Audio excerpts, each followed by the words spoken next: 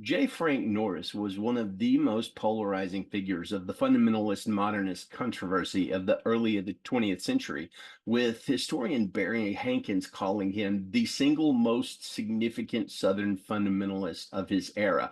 Making that case, Hankins argues for Norris's significance by pointing out that he was instrumental in the founding of the Baptist Bible Union, which eventually became the General Association of Regular Baptists, which is one of the two most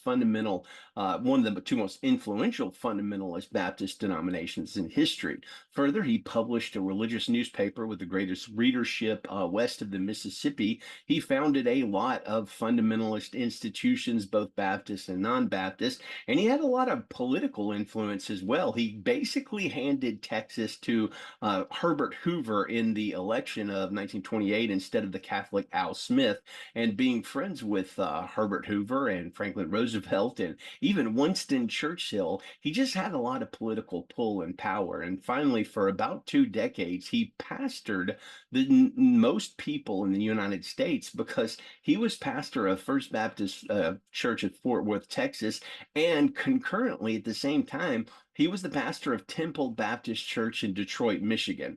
And he did that by having a bunch of lieutenants who basically just did his will. And in many ways, he was the forefather of multi-campus megachurches that we see so often today. Historically, Norris was one of the loudest voices against liberalism and modernism, and he led many Baptists in Texas to separate from the Baptist General Conference of Texas. And he also led the Detroit church. He pastored out of the association they had with the Northern Baptist Convention, believing that that group was headed towards modernism also.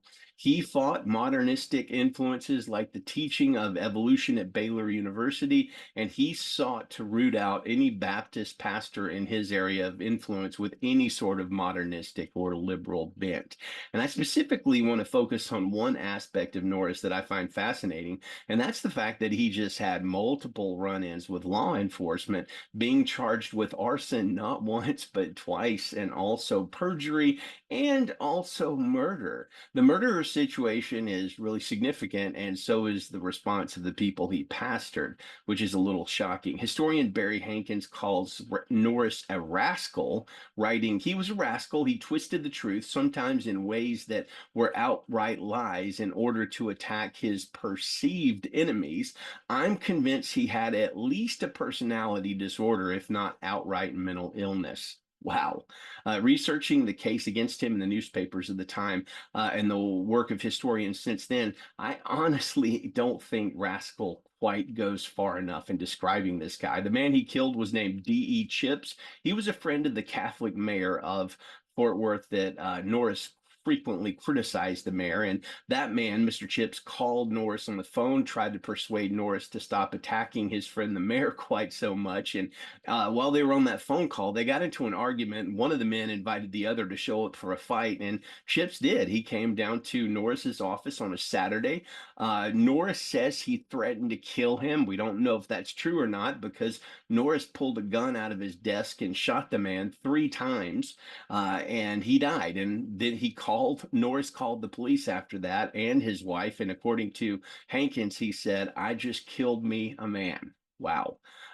Chips, of course, was unarmed, but his defense counsel, Norris's defense counsel at trial, portrayed him as a David who had slain a Goliath of sin in the unarmed Chips. And the jury apparently bought that rhetoric and failed to convict Norris of murder. And he was welcomed back to his church with what Hankins called a packed house celebration. It's crazy. Hankins also notes that Norris's church grew by hundreds of members during that murder trial, which is, well, it's honestly disturbing. Norris was obviously a gifted orator and leader, and people packed auditoriums to hear him speak. At least by his words, he held to the fundamentals of the faith and he defended them against the modernists and the liberals of his day. But unfortunately, based upon what we've talked about and the recently unearthed allegations against him of sexual harassment and maybe even sexual assault, Norris talked the talk, but in most ways, he did not walk the walk. He was a wolf in sheep's clothing. Well, thanks for listening. Hopefully, we don't have too many more pastors like Norris out there. Take care.